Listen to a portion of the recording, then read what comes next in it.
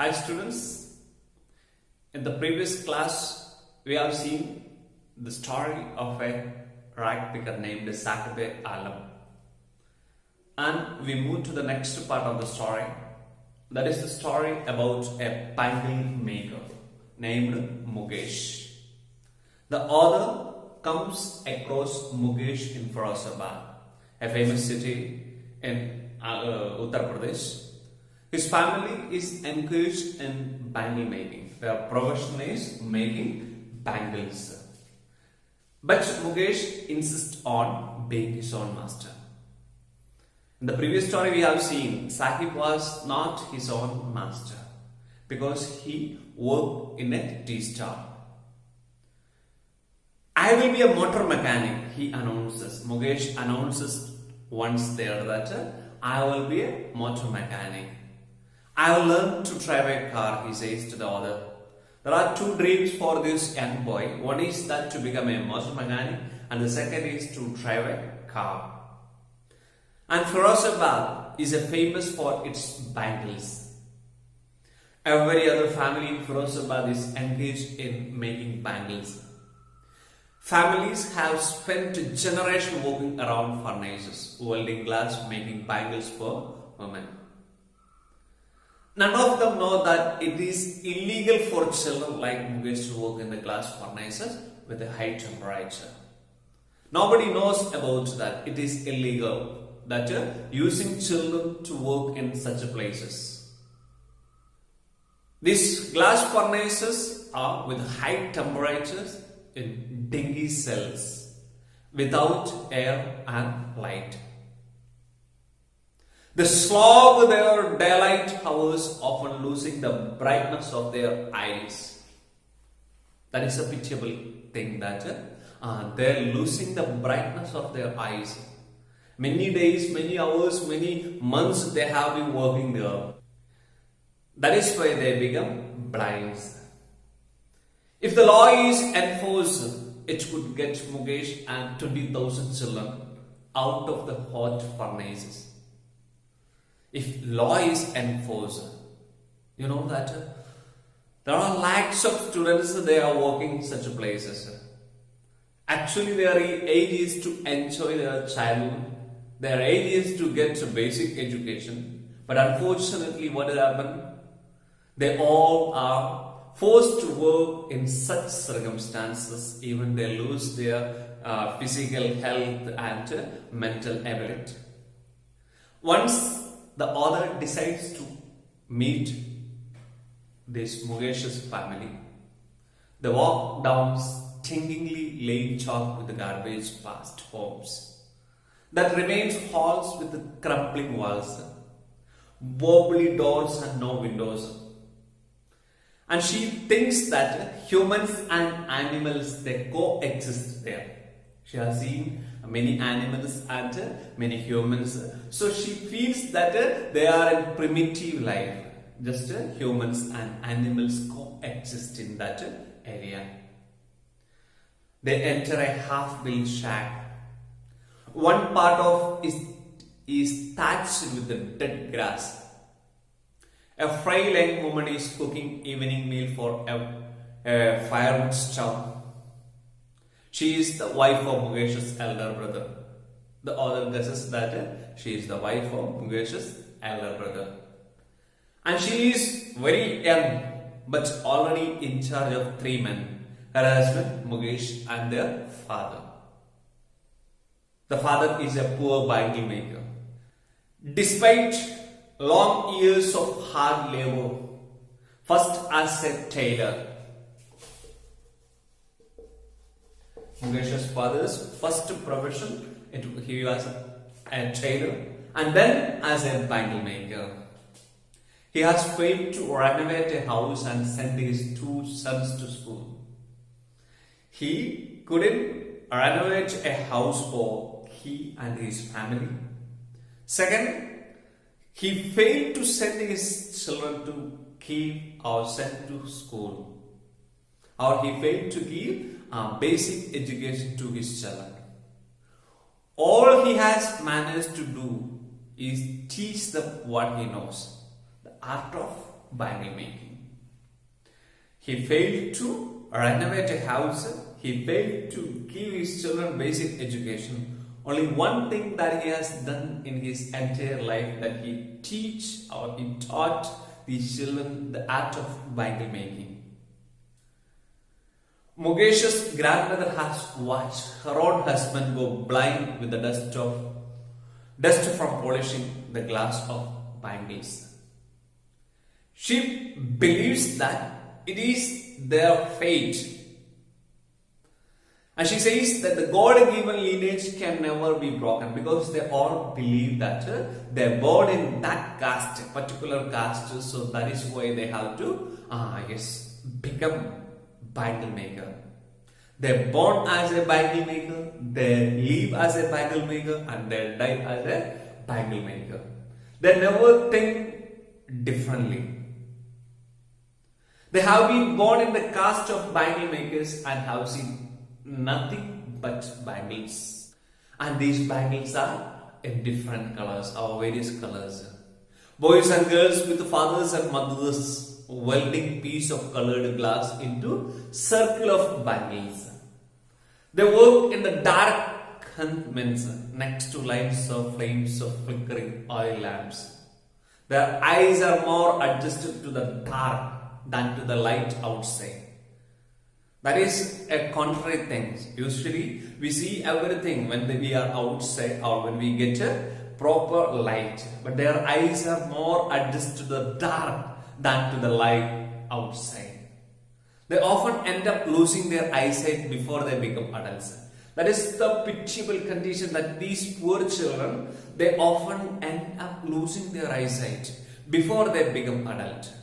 14, 13, 15, 16, they become blind. Remaining life they have to live as blind. Savita, a young girl in a drab pink dress, sits alongside an elderly woman. She is soldering piece of glass. Her hands move mechanically like the tongues of a machine. Perhaps she does not know the sanctity of the bangles she helps make. The old woman beside her has not enjoyed even one full meal in her entire lifetime. Can you imagine that without having 3 times you go to bed? It's very difficult for us. But here, the old woman sitting beside her, she has not enjoyed even one full meal in her entire lifetime. Reading this sentence, you may see that how pathetic was their condition. She did not enjoy even one full meal in her entire life. Okay, 1 day, 2 days, okay, we can adjust there. Even she did not get a full meal in her entire lifetime. Her husband is an old man with a flowing beard. He knows nothing except bangles. He has made a house for the family to live in. He has a roof over his head. Many bangle makers who had failed to get a shelter, but anyway he has a roof over his head. Little has moved with time in Firozabad. Families do not have enough to eat. They do not have money to do anything except carry on the business of making bangles. The young men echo the lament of their elders. That means the young men follow the same thing what their elders do. They have fallen into the vicious circle of middlemen who trap their fathers and forefathers. From generation to generation, they were bangle makers. And they were trapped in the hands of these middlemen. People are there, they are getting profit with these poor people. They are middlemen. And from generation to generation, they were forced to do these things. All these hard work and difficult situation force these people, or it killed the ability of dreaming about a new life. None of them have a dream. They just wake up in the morning and they just whatever the things they are doing in the factory or making bangles. And they follow that all the things, even if they're just slaves, getting tired. That is the routine of their life. Even they forget to dream about their life. They cannot form an organization. They fear that they will be hauled up by the police, beaten and dragged to jail for doing something illegal. Someone informed them, or the mindset was like that. If they form an organization, or if they try to join together, what will happen? Policemen catch them and beaten and dragged to jail for doing something illegal. Is it illegal to make an organization in a country which has such a democratic system? There is no leader among them. No one helps them to see things differently. That is the biggest thing. They don't have basic education and they don't have a proper leader to guide them. If you go to Firozabad, you may see many bangle makers on the roadside and they all are tired. They talk of poverty, apathy, greed and injustice. The biggest thing is about injustice. They work all their life, day and night, but they do not get even a one day full meal in their life. There are two things in their mindset. One is they born in that caste, that is why they cannot do anything other than making bangles. They believe that is their fate. They cannot come out of this caste. The second is that the circle of money lenders, middlemen. The police, the keepers of law and politicians. That is a big network. They never let them to go outside of this making bangles. Or they cannot choose another profession. Together, all these money lenders, the middleman, the policeman, the keepers of law and politician, together they have imposed the baggage on the child that he cannot put it down. Whatever the burdens come on his shoulders, he accepts it as naturally as his father.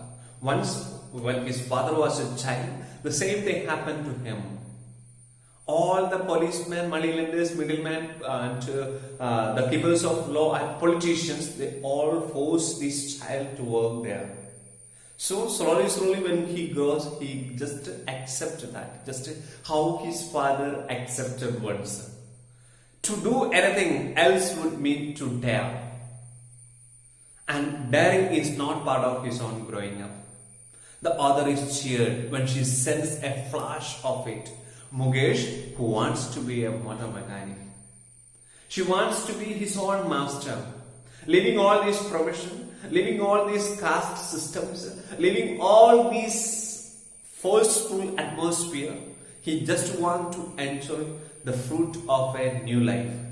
Or another system in his life. Because they were generation to generation passing the same system, following the same things. And he was fed up with that. That is why he decides to become a motor mechanic. And here, the writer who is very happy because she comes to know that this boy Mukesh who wants to be a motor mechanic, that is a sign of change. They are rethinking, they are trying to change their life. So that is the second part of the story. The first part we have seen Sahib-e-Alam, who was a free bird, but slowly what happened, he lost his freedom and he started working under a master. And the second part, Mukesh, who was by birth, he lost his freedom because he born in a family and their profession was making bangles. And the author sees that there is a difference in between Mukesh and Sahib-e-Alam. Mukesh, who wants to be his own master. He wants to drive a car. He wants to be a motor mechanic. And once she asks him that, do you want to fly an aeroplane? Do you want to fly an aeroplane? Mukesh, who rarely see that, aeroplanes are flying over the city of Firozabad. So let's recap the major points of this story. There are two stories, and the main characters are Sahib-e-Alam, a rag picker, and second one is Mukesh, a son of bangle maker. Here, the author is analyzing the poor condition and tradition that push children to live a life of exploitation. They are also denied education and face hardship quite early in their lives. They were exploited, they were not getting proper education, and they face hardship in their early lives. The writer comes across Sahib, a rag picker, whose parents have left Dhaka and their life of poverty to earn a living in Delhi. Just like many other families, even his family lives in Simapuri. They don't own any other identification other than a ration card. These children can't afford to go to school but get excited when they find a coin or even a 10 rupee note. This is their only way of learning rag picking. The writer feels awful to see Sahib, a rag picker, whose name also means the ruler of earth. But the poor child has lost his childhood and roams barefoot with his friends. What a contradiction that is. The name of this boy is ruler of earth, but the poor child has lost his childhood and roams barefoot with his friends. Right from morning to afternoon, the author comes across him in a tea stall. Sahib becomes sad and he realizes that he is no longer the master of his own. And the second part, the author met a boy named Mukesh.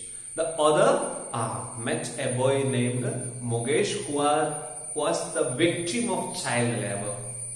Mukesh who dreams of becoming a motor mechanic. But the child was always worked in the glass making industry. They get exposed to many health hazards such as losing their eyesight as they work in appalling conditions in dark and dingy cells. Mukesh's father is blind, and even his father and grandfather were blind. From generation or from forefathers' eyes, they get that gift. What is that? To become blind. Mukesh's father is blind, and even his father and grandfathers were blind. So the bangle makers of Firozabad are so burdened that they have stopped dreaming, unlike Mukesh who wants to drive a car. Among that 1,000 people, only Mukesh wants to be a motor mechanic or to drive a car. So dear children, this was all about Lost Spring.